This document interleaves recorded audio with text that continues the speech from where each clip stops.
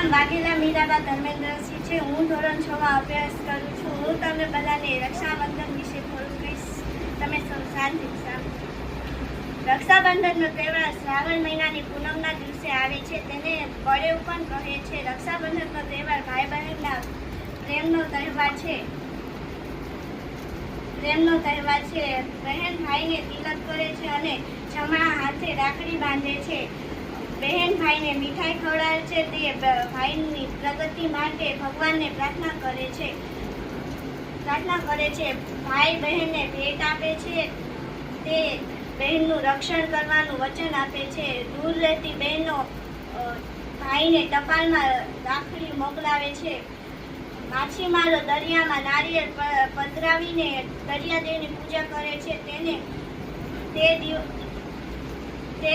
તેથી આ દિવસને નારિયેળી પૂનમ તરીકે પણ ઓળખવામાં આવે છે। બ્રાહ્મણો અને જનોઈ પહેરનાર લોકો રક્ષાબંધનના દિવસે નવી જનોઈ પહેરે છે।